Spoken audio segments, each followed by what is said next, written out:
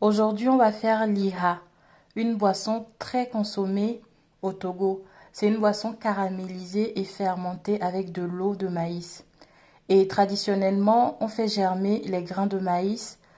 Ensuite, on les sèche, on les fait moudre et après on met de l'eau dessus pour obtenir de l'eau fermentée de maïs et faire la boisson avec.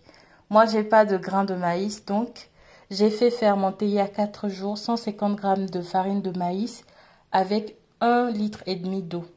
Voilà ce que ça donne après 4 jours. Je vais tout à l'heure filtrer avant de faire la boisson.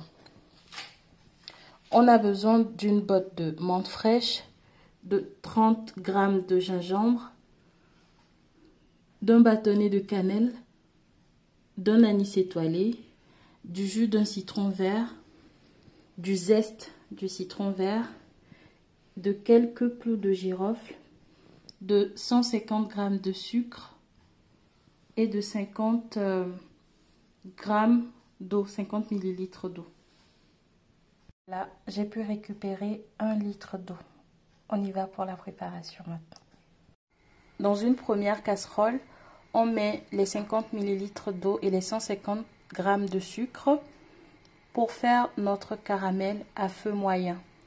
Dans une seconde casserole, on met l'eau de farine de maïs fermentée avec la menthe, le gingembre, l'anis et le bâtonnet de cannelle.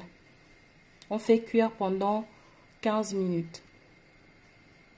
Je vais rajouter aussi de la citronnelle à ma préparation. Vous n'êtes pas obligé de le faire. Tout ça, c'est pour plus de saveur.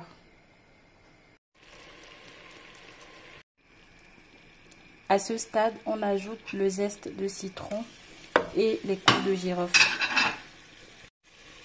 On incorpore ensuite au mélange notre jus de citron. Voilà ce que ça donne. On laisse cuire encore un tout petit peu pour que la couleur se rapproche un peu du noir sans être cramé bien sûr. Et ensuite, on poursuivra la recette. Le mélange a bouilli et maintenant je vais éteindre le feu et filtrer l'eau. Récupérer uniquement l'eau. Voilà la couleur qu'il faut obtenir. Je vais enlever mon caramel du feu et mettre l'eau que je viens de filtrer. Voilà ce que donne notre mélange caramel-eau.